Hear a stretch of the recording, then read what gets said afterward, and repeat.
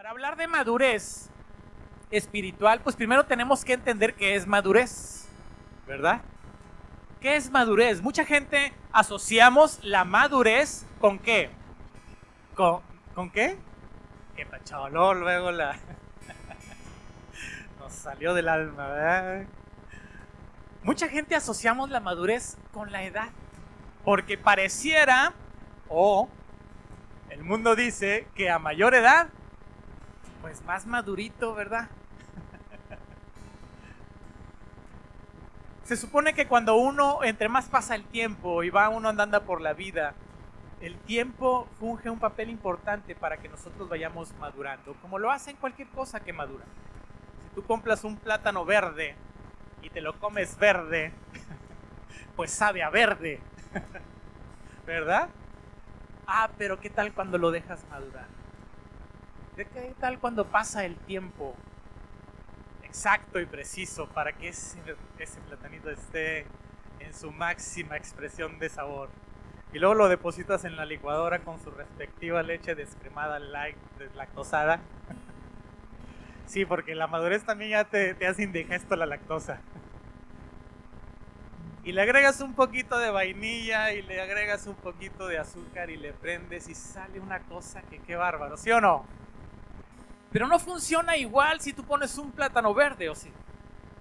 ¿Alguien ha comido un plátano verde aquí? ¿No? Bueno, no diga nada. Yo una vez me comí 2 plátanos verdes porque andaba con un hambre de aquellas y era lo único que había por allá en la montaña donde estaba. Y me dio un chorrillo de aquellos. ¿Sabes por qué? Porque lo que no está maduro, no tiene el tiempo, no tiene la solidez, no tiene las propiedades adecuadas para cumplir su función. ¿Entiendes esta parte? La madurez, aunque es parte del tiempo y la relacionamos con la edad, no necesariamente es un rasgo de las personas adultas o de las personas mayores. No necesariamente lo es. Todos conocemos casos, seguramente tú tendrás casos de personas que a muy corta edad las ves que son muy maduras, ¿verdad? Que pueden empezar a tomar decisiones o se comportan en su conducta, son como aquellos que son maduros. Tú dices, wow, ¿de dónde saca este niñito o de dónde saca este jovencito tanta madurez, ¿verdad? Y tanta fe o tanta fuerza, tanto entendimiento. ¿De dónde sale esa madurez? Y por el otro lado, de repente vemos a algunos que parece que están suficientemente maduros porque se les nota,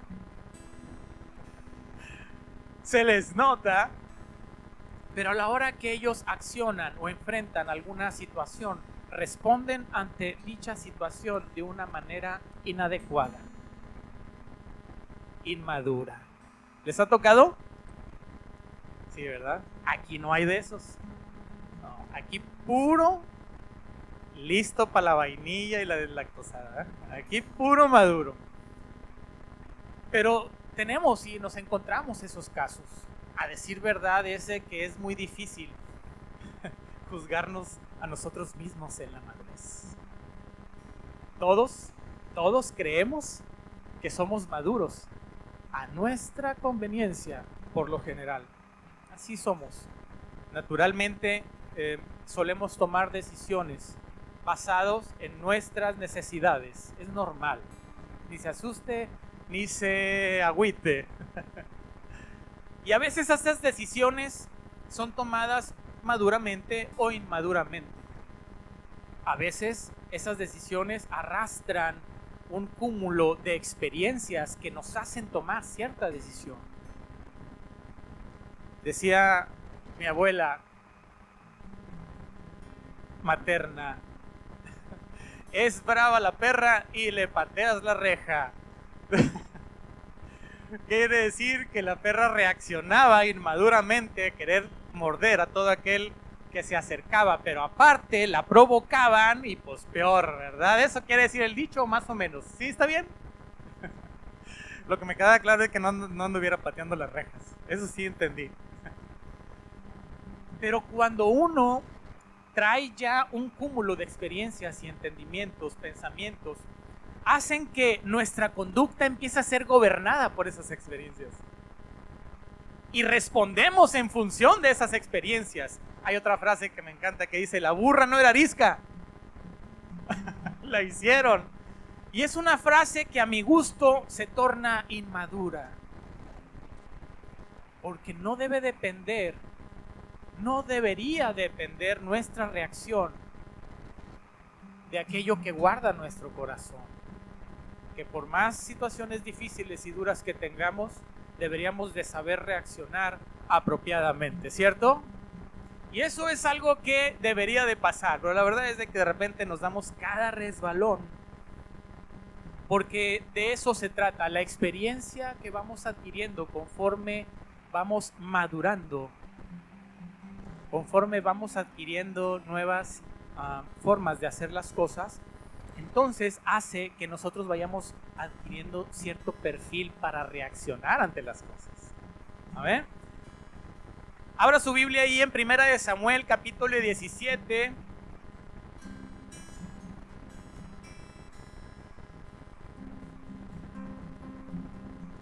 Y vamos a leer la historia de este personaje tan poderoso de la Biblia, que quizás es uno de los signos o síntomas de madurez que más han impactado mi vida, y hoy quiero compartírtelo. Seguramente lo has leído, pero Dios hoy quiere también recordártelo, para que escuches con tu corazón y con tu espíritu lo que hoy la palabra tiene para ti. Ahí en 1 de Samuel, capítulo 17, del verso 32 al 34, se relata una contestación que da David ante el rey David, que en ese entonces era el niño David, el pequeño David, el jovencito David, ante una situación compleja. Resulta que el gigante Goliat, ¿se acuerda quién es Goliat? Se había levantado contra el ejército y había amedrentado a miles y miles de hombres formados del pueblo de Israel. ¿Y qué cree que pasaba? Que se levantaba este gigante y les daba voces de reto y les decía: ¿quién hay entre ustedes que pueda contra mí? Levántese.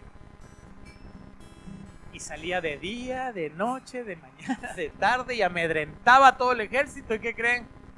En el ejército israelí, grillitos, ¿verdad? Nadie se aventaba, porque la Biblia habla de que era un gigante,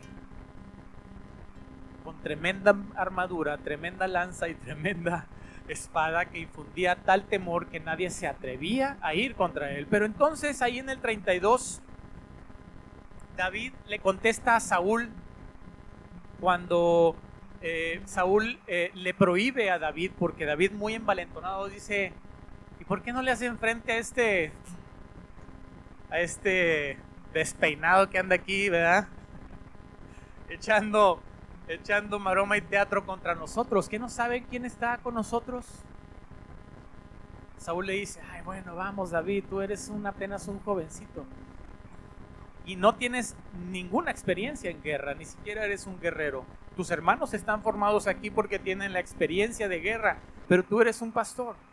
¿Qué puedes hacer contra tremendo gigante? Y David le contesta: el pueblo no debería dejarse intimidar por este Goliat. Como siervo tuyo, yo enfrentaré a este filisteo. Y Saúl le contestó: tú no puedes salir a enfrentar a este filisteo, ni siquiera eres soldado. Además, Goliat ha sido un guerrero desde niño. Pero David insistió: cuando cuido el rebaño de mi papá y viene un león y un oso a llevarse las ovejas, yo lo persigo, lo ataco y recupero la oveja. El animal salvaje me brinca, pero yo lo agarro por debajo de la piel de su hocico y lo golpeo hasta matarlo. Así maté un león y un oso, y así mataré a ese filisteo pagano. Morirá por haberse burlado del ejército del Dios viviente, y el Señor me salvó del león y el oso, y también me salvará de este filisteo. Y Saúl le dijo: ve y el Señor te acompañe. Les hago esta pregunta de nuevo: ¿es propia la madurez de la edad? La Biblia habla de que David tenía apenas la edad de un adolescente. Párate, Rafa.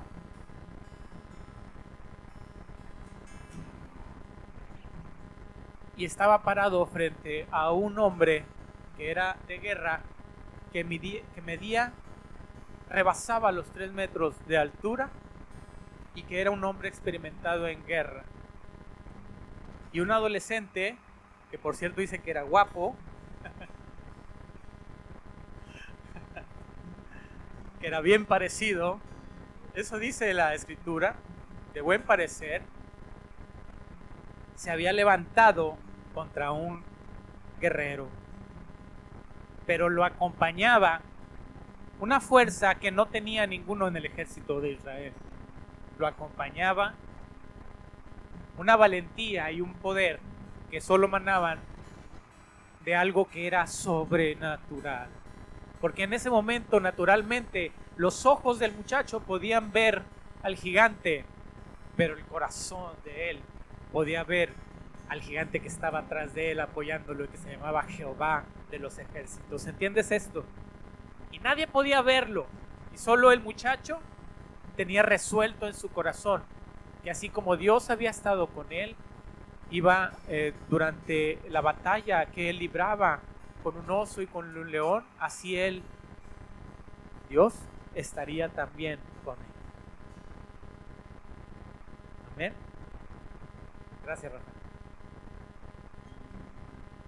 La madurez no es propia de la edad. La madurez es propia de la disposición que tengas en tu corazón para hacer que absorba toda la fuerza y el poder que Dios tiene disponibles para el que sea que abra su corazón hacia la madurez de lo sobrenatural. ¿Sabes cuál era la cualidad de David en ese momento? Que él, siendo pastor, pasaba todo el día, desde la mañana hasta el atardecer, en los montes, llevando a pastar a las cabras y ovejas de su papá. ¿Te digo algo? No había nadie nunca durante el transcurso del día que le dijera a David que no podía hacer cosas sobrenaturales. Y cuando un oso o un león se acercaban a atentar contra aquello que era su posesión, que era lo que Dios le había entregado a casa de su padre, entonces Dios ponía e infundía en David la palabra de yo estoy contigo, y David lo sabía. Y no había nadie alrededor. Un pastor perdido en el desierto, en las montañas, pastando ovejas, no tenía a quien recurrir más que a su Dios para poder levantarse contra un oso y con un león. ¿Entiendes lo que te digo? Hoy aquí en el mundo estamos acostumbrados a escuchar las voces de los demás que dicen que no podemos hacer tal o cual cosa. Y a ese pastor Dios le enseñó que él podía hacerlo y no había nadie alrededor para evitarlo. Nadie le dijo que no podía matar un león y un oso, y por Dios, nosotros desde que nacemos y vemos Discovery Channel no nos atrevemos nunca a enfrentarnos a un oso, ¿sí o no? ¿Sabes por qué? Porque empezamos a ser condicionados por lo natural. No le estoy diciendo que salga de aquí, vaya al zoológico y se meta a la jaula. Lo que estoy diciéndole es que tiene que aprender, tiene que entender, y tenemos que afirmar en nuestro corazón que tenemos que empezar a ser capacitados en lo sobrenatural y dejarle a Dios que infunda en nosotros un aliento de poder y de certeza para realizar aquellas cosas que para los hombres son imposibles. ¿Entiende esto? Ahora,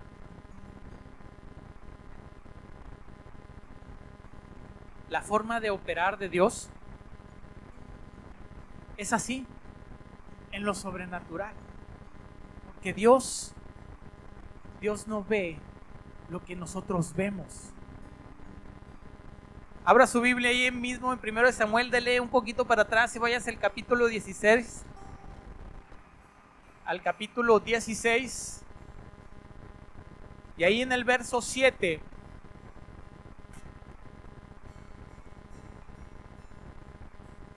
Dice, pero el Señor le dijo a Samuel cuando estaba buscando quién iba a ser el rey de Israel. Samuel, profeta de Dios, andaba buscando quién iba a ser el rey, porque Dios le había encomendado, y pues andaba buscando a reyes que aparentaran tener a su manera de ver y a su manera de entender la apariencia o la fortaleza de un rey. Entonces buscaba hombres fuertes, guapos, bien parecidos, tal vez hombres que tuvieran ciertas características en su carácter que a sus ojos él pudiera considerar que pudieran tener los atributos para un rey.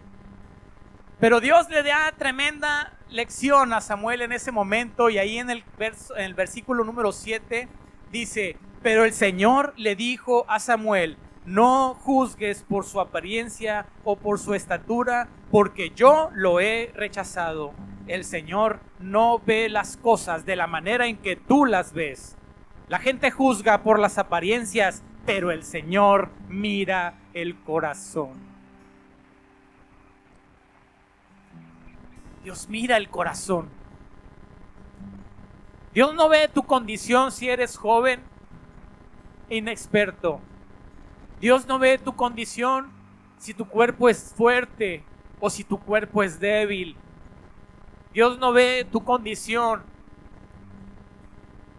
como los hombres la ven y como ellos juzgan que eres. Dios ve el corazón que tienes allí, el que Él puso en ti. Y si Él puede ver que es un corazón listo y dispuesto, si es un corazón maleable, un corazón que puede ser reenseñado, reaprendido, entonces Dios, gracias, entonces Dios toma ese corazón, infunde en él el poder sobrenatural que solamente emana de su presencia y hace que tu cuerpo, tu mente, tu alma, tus pensamientos, tu conducta sean alineados a Él. Dios no elige a la gente capacitada. Dios capacita a aquellos que elige por su corazón.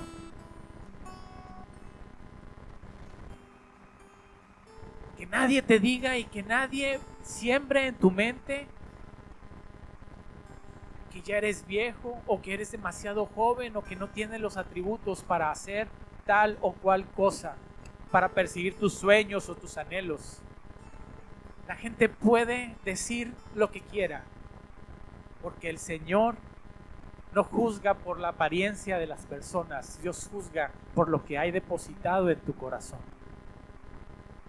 Él es tu creador, no se olvida de esa palabra que te ha dado y hace que aquellos que están dispuestos en su corazón puedan tener entonces el poder sobrenatural para ejecutar cualquier cosa que se decidan hacer. Alguien hace un par de años me decía me discutía o platicábamos acerca de la vigencia de los sueños y los anhelos. Y él decía que los sueños y los anhelos tienen una vigencia, así como el cuerpo y la voluntad o las fuerzas para trabajar también tienen una vigencia. Entonces, no lo pude sacar de este pensamiento, pero lo que sí sé es que en ese momento y hoy te confirmo, no estás hoy tú aquí, no estás tú hoy aquí para seguirte comportando de una manera natural. Estás hoy aquí para aprender y entender que debes comportarte como el Dios que es tu Padre, que es sobrenatural y en el cual no hay vigencia para tus sueños y tus anhelos. Esos límites están en la mente y han sido instalados por muchas cosas, situaciones, personas, vivencias.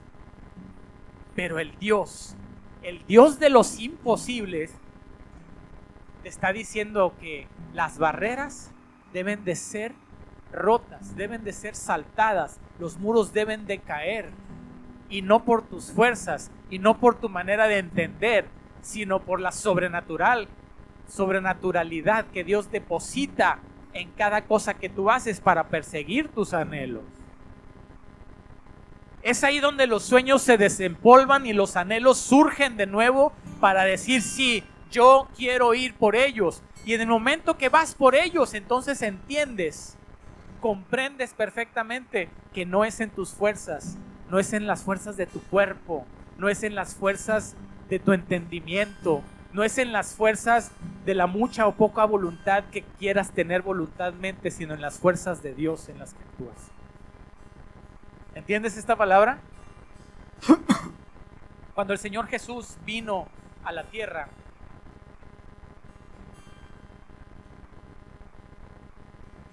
a mí me impacta la manera en que el Señor Jesús toma esta enseñanza del rey David y la trae a sus tiempos, a los tiempos en el que el Señor Jesús vino.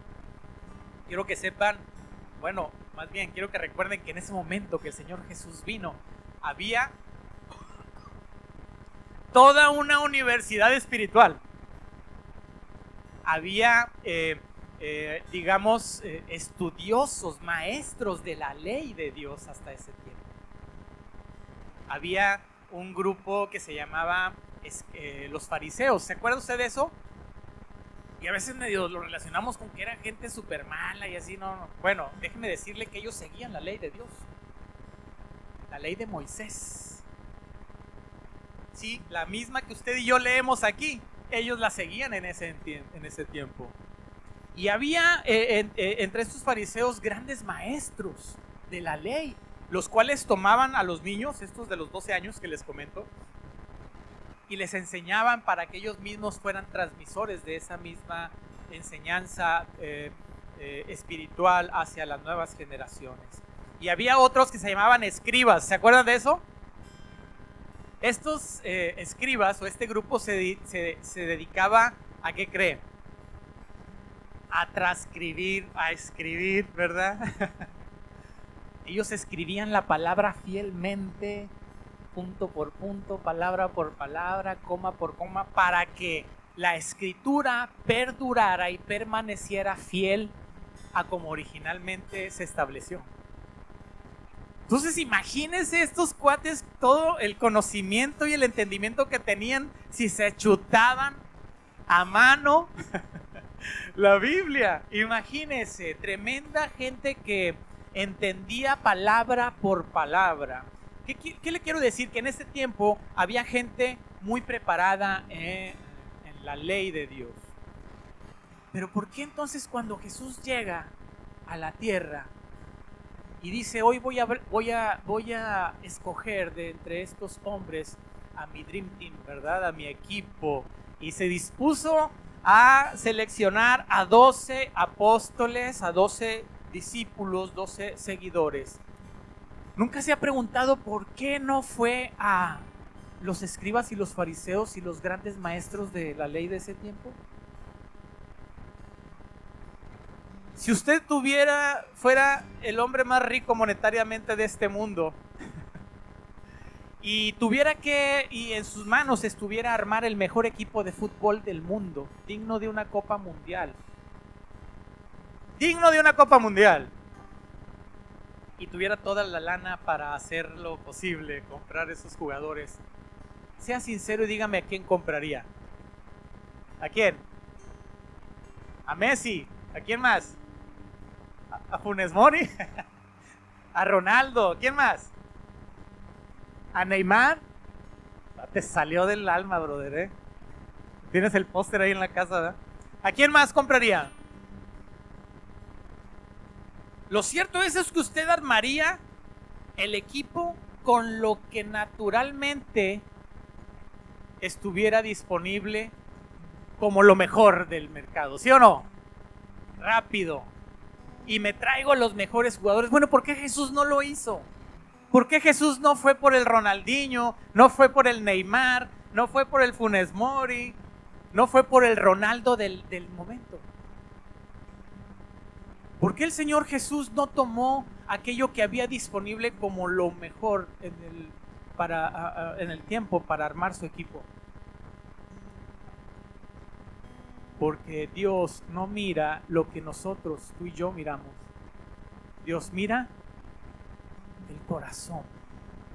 Cristo necesitaba personas que no solamente fueran exitosas, entendiendo y teniendo conocimiento de Dios, Cristo necesitaba personas que pudieran recibir de Dios un poder sobrenatural para mostrar, enseñar, capacitar a más gente, que pudieran trascender, que pudieran dar su vida, no solamente por el juego o por la oportunidad de pertenecer al mejor equipo, sino dar su vida por la gente, miles, millones de gente, que los pudieran llevar hasta la tortura y el sacrificio de perder la vida, todo por enseñar y capacitar a todos los que íbamos a ser los seguidores de Cristo. ¿Entiende esta parte?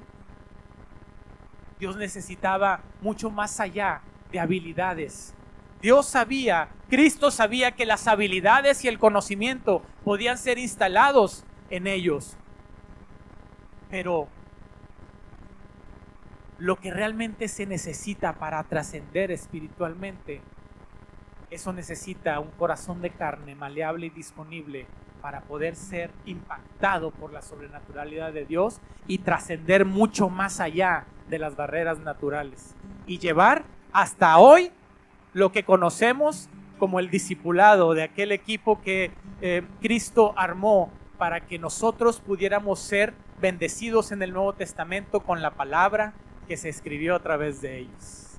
¿Entiende esto? La madurez espiritual tiene que ver con el crecimiento y desarrollo del espíritu. No es por las habilidades y los dones. Esos, hermanos, esos Dios los puede potencializar. Pero cuando tu alma empieza a desarrollarse y crecer, eso hace que tú adquieras una nueva capacidad y una nueva forma de pensamiento que te ayude a trascender lo natural y a ser una persona que empiece a destacarse espiritualmente entre todas las demás personas que te rodean en tu entorno. Vamos a ver en Hebreos 5:12. Hebreos capítulo 5.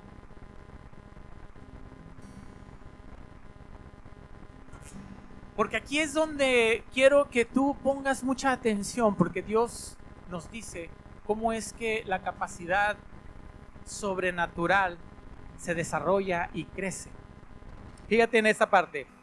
Vamos a leer Hebreos 5, verso 12, y luego nos pasamos al capítulo 6, verso 1, que están pegaditos.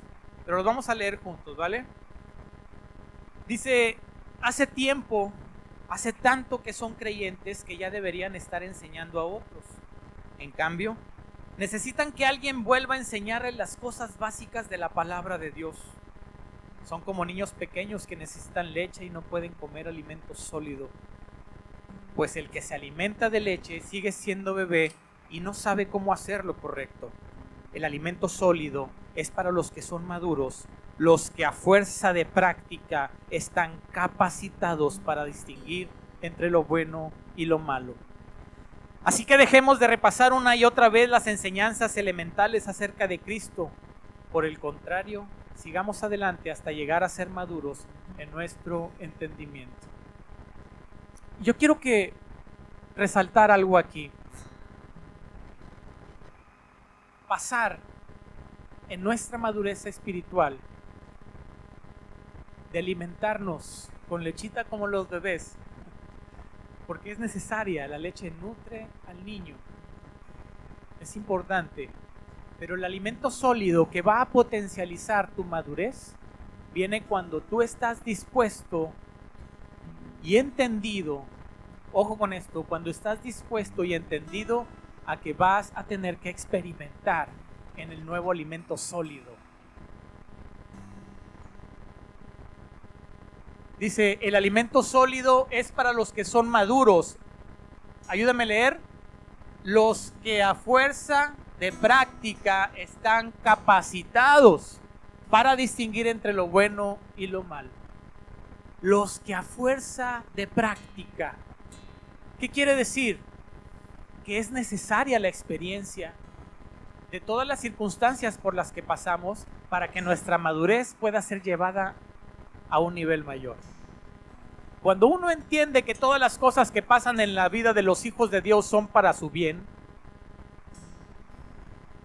entonces entiende que todo aquello que le acontece va a ser práctica, que le va a llevar a estar capacitado. Repita conmigo, capacitado. A fuerza de práctica. ¿Entiende esta parte? Cuando uno puede entender esto, a mí me golpea el Espíritu Santo con esta parte de la Biblia, porque me hace entender. Me dice: Oliver, tú estás listo para la prueba. Ya fuiste mucho al gimnasio espiritual, cada domingo vas y te alimentas, y al efod cada lunes, pero ¿cuándo pones a prueba ese músculo espiritual? Ya fuiste y entrenaste y te capacitaste, pero ahora te falta la práctica, porque es necesario. No hay una fe que no podamos evaluar si no es puesta en práctica. Yo no sé si puedo levantar la maceta del corredor con la fuerza que tengo, con la fuerza con la que me preparé en el gimnasio y preparé mis músculos. ¿Hasta cuándo? Pues hasta cuando no la cargue, ¿cierto? ¿De qué me sirve ir al gimnasio si no sé después la capacidad que tienen mis músculos? ¿Sabes qué va a pasar? Que un día vas a necesitar usar esa fuerza, y si tú no entiendes, si no comprendes de lo que es capaz tu músculo para levantar, entonces vas a desaprovechar esa oportunidad de probar tu fuerza y salir victorioso por aquello en lo que Dios te ha capacitado. Y así es como se nos pasan las oportunidades. Y así es como se nos pasan los anhelos y los sueños de los que hablábamos hace un momento, porque no entendemos que Dios está diciéndote: estás listo para usarte, para poder hacer que tu fuerza, tu músculo espiritual sea puesto a prueba,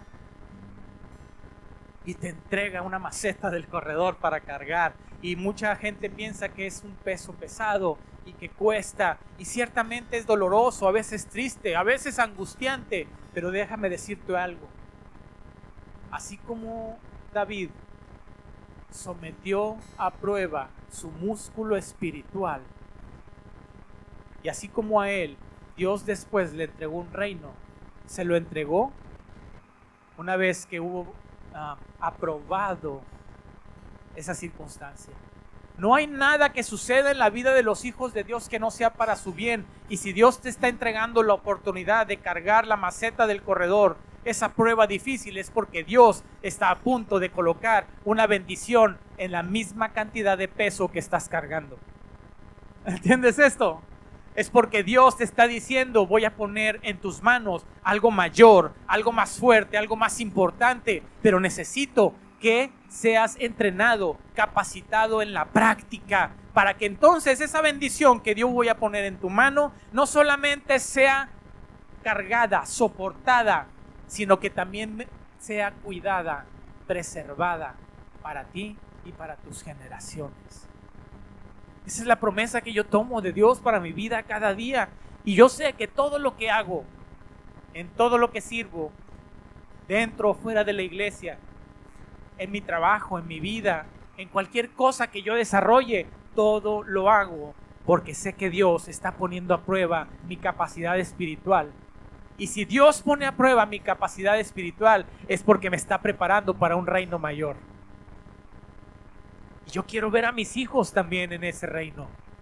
Yo quiero ver a mis hijos teniendo la misma certeza de un padre que les puede decir: sí, sí se puede cargar. Si tú entrenas en esto, si tú practicas en esto, si tú te capacitas en esto, yo soy la prueba viviente de que nuestro Dios va a responder dándote bendiciones mayores de las que tú puedes alcanzar a dimensionar. ¿Entiendes esta parte? Y eso se convierte en que cada cosa que haces, que cada cosa que llega a tu vida, la tomas con una fuerza y un poder, y la atacas con una fuerza y un poder que no mana de tus músculos naturales, sino de tus músculos espirituales. Y que cualquiera que sea el resultado, gane o pierda, ese resultado va a ser para mi desarrollo, para mi fuerza, para mi beneficio, para mi reino. ¿Entiendes esta parte? Entonces ya no miro ni veo.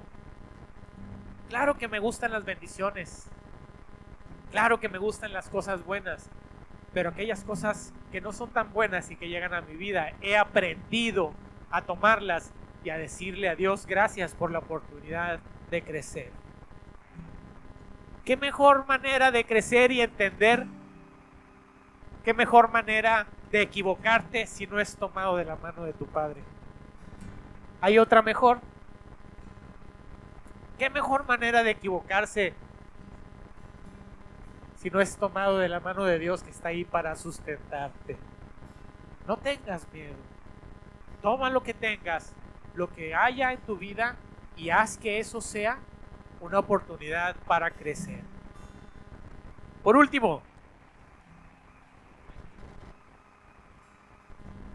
hay algunos aspectos de la madurez que tenemos que aprender a cuidar. Número 1, el tiempo. Tienes que entender que toda madurez en tu vida, toda madurez espiritual en tu vida, tiene un tiempo. No te comas las bendiciones verdes. ¿Entiendes lo que te digo? Y no es el tiempo tuyo. Y hay alguien que me dice, no, pues para saber entonces los tiempos de Dios, le digo, no te preocupes. Todo lo que llega a tu vida, debe de llegar en la madurez correcta para que seas nutrido de manera perfecta. Si no ha llegado a tu vida, yo te digo, sigue trabajando en el gimnasio espiritual para que cuando llegue seas nutrido de la manera perfecta. Deja a Dios el tiempo y vive tu vida y no la desaproveches, porque cada paso que tú das, cada cosa que tú haces está diseñada para que seas feliz. La felicidad no es un destino, la felicidad es un camino. Y tienes que aprender a entender que no necesitas tener o llegar a tal cosa, a tal victoria, o que llegue a tu vida tal cosa que estás esperando, un coche nuevo, una casa nueva. No. Dios ha puesto la vida en ti para que a su debido tiempo tú vayas experimentando esas victorias conforme a tu madurez. Pero suelta esa carga y dedícate a ser feliz con lo que tienes, con lo que eres y con lo que Dios te da. Porque el que es agradecido con lo que tiene, entonces califica para recibir una bendición nueva. Amén. Otro aspecto es la condición creciente de las habilidades y las capacidades de nuestra vida. Dios no es un Dios estático. Quítate de la mente que llegaste con Dios, lo conociste y ya llegaste a tu clímax y no hay nada más que aprender de Dios. Quita eso de tu mente, porque Dios no es un Dios estático. El Dios que tenemos es un Dios dinámico. Desde el momento en que puso su palabra en esta tierra, en nuestra vida, todo ha sido desarrollo y crecimiento. En el primer momento en que tú fuiste concebido en el vientre de tu madre, ha sido un desarrollo y un crecimiento constante. Cada célula de tu cuerpo, cada parte de tu vida se va desarrollando y va creciendo. Y no mueres. Sí, tal vez en este mundo, pero el día que moramos vamos a seguir creciendo y desarrollándonos allá arriba en el cielo. ¿Entiendes esto? Pero nunca paramos de crecer. Aprovecha y entendamos, así como dice la Biblia en Lucas capítulo 2, cuando a Jesús, que era un niño, lo estaban buscando sus papás. ¿Se acuerdan que se les perdió? Era un niño, iban a Jerusalén y ya cuando iban de regreso a Nazaret se les perdió. ¿Y dónde está Jesús? ¿Dónde está Jesús? Y ándate que se regresan. ¿Y dónde estaba el Señor Jesús? En el templo, enseñando. Y les dice Jesús, ¿pero qué tienen que buscarme? ¿No saben que tengo que estar en la casa de mi Padre? Pero ellos no entendieron lo que Él quiso decir. Pero Jesús regresó con sus padres a Nazaret y vivió en obediencia a ellos. Su madre guardó estas cosas en el corazón y Jesús crecía en sabiduría y en estatura. Tremenda palabra esta. Escucha esto. El Hijo de Dios, que sabía que tenía que estar en los negocios de su Padre, también sabía que tenía que regresar y ponerse bajo autoridad con sus padres. Él entendía perfectamente que para su desarrollo, para su madurez, era necesario alinearse a aquello que el Padre había puesto en esta tierra como sus padres naturales. Él regresó con ellos a casa y se sujetó en obediencia a sus padres. Tremenda lección, ¿verdad? ¿Quieres una prueba de madurez en tu vida? ¿Cómo anda nuestra honorabilidad para con nuestros padres? Si aún Jesús, siendo el Hijo de Dios, supo reconocer que había papá y mamá aquí en la tierra a quien rendirles honor y obediencia, yo creo que es una buena palabra para ponerla en práctica nosotros. Y así te puedo asegurar que vas a crecer, como dice la Biblia, en sabiduría y en estatura. Amén. Características de las decisiones. Cuando tomamos decisiones, también refleja cómo es que nuestra madurez está creciendo. ¿Recuerdan aquel hombre que construyó su casa sobre la roca y aquel que construyó su casa sobre la arena? Dice la Biblia, porque aquel que construye su casa sobre la roca, vienen los vientos, las lluvias, azotan contra aquella casa y aquella casa no se cae. ¿Por qué? Porque está construida en el mejor cimiento que puedes construir. La palabra dice, porque tú, Señor, me sacaste del lodo cenagoso, me limpiaste y me pusiste sobre aquel que fundamenta su vida sobre la roca. Cualquier cosa que pueda suceder en la vida, porque vienen y vendrán, no podrán ser tan fuertes como para tumbarte. Pero si cementas tu vida en la arena, fuera de la vida de Cristo, es seguro que puedas tambalear e inclusive caer. Las decisiones que tomamos cuando cimentamos la vida en la roca es una forma de entender que estamos madurando. Y lo que tú estás haciendo aquí, viniendo al Efod, viniendo a la iglesia, orando en lo privado en tu casa, siguiendo la relación con Dios, eso es meterle los mejores cimientos a tu vida. No hay más. Y en eso descansa nuestra alma, porque sabemos que aunque venga lluvia, viento, truene, relampaguee, cualquier cosa que suceda, esa casa no se cae, porque no atentan contra ti, sino contra los cimientos que es Cristo nuestro Señor. Amén. El esfuerzo durante la práctica y la prueba. Importante. Durante la práctica y la prueba, tengamos contentamiento y esfuerzo. Dice la palabra en Isaías 40. ¿Nunca has oído o entendido? El Señor Dios eterno, el creador de toda la tierra, Él nunca se debilita ni se cansa. Nadie puede medir la profundidad de su entendimiento. Él da poder a los indefensos y fortaleza a los débiles. Hasta los jóvenes se debilitan y se cansan, y los hombres jóvenes quedan exhaustos.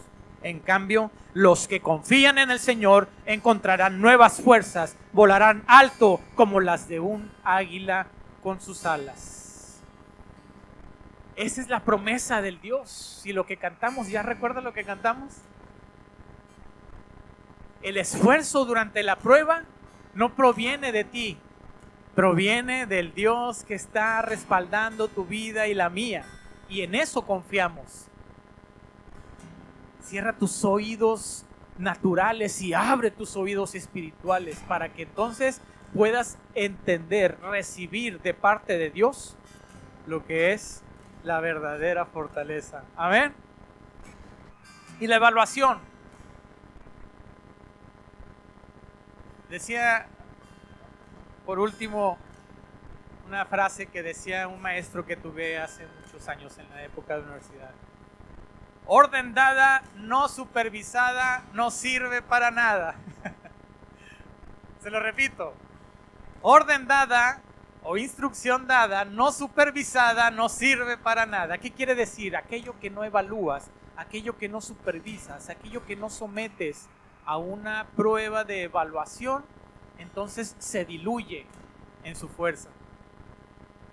Si tú quieres saber si realmente tienes esa capacidad de irte desarrollando en tu carácter, tienes que meterte a evaluación, hermano, y esto es importante.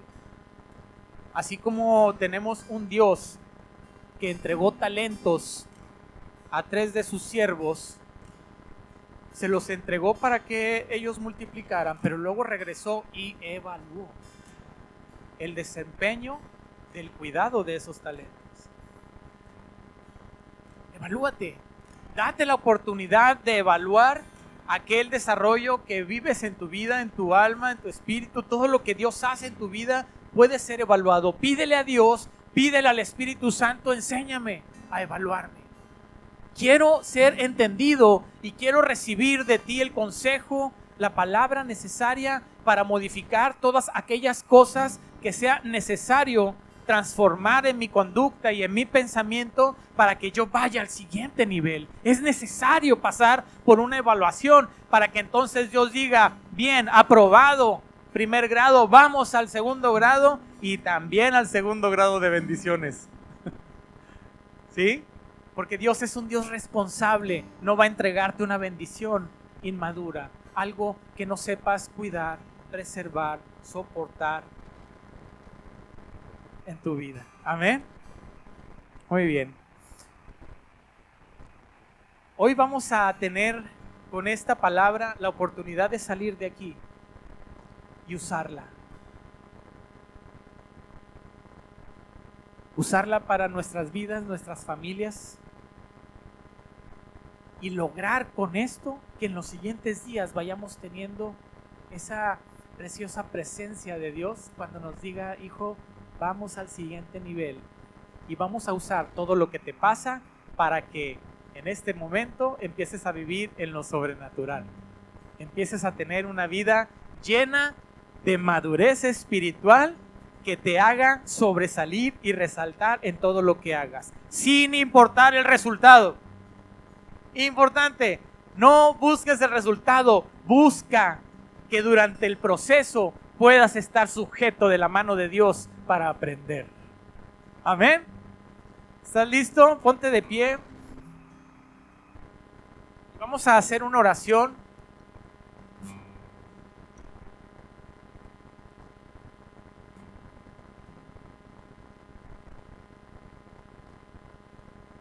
Vamos a hacer una oración que pueda empoderarnos, que pueda hacer que selle en nuestra vida esta palabra y que nos empodere. Vamos a activar en nuestras vidas, en nuestro pensamiento, esta palabra para que podamos usarla de manera contundente. Y después vamos a cantar como alas de águila, como las águilas. Pero, hermano, no la cantes con emociones solamente. Yo sé que a veces nos emociona la palabra de lo que cantamos. Cántala con tu espíritu, convencido de lo que vas a hacer.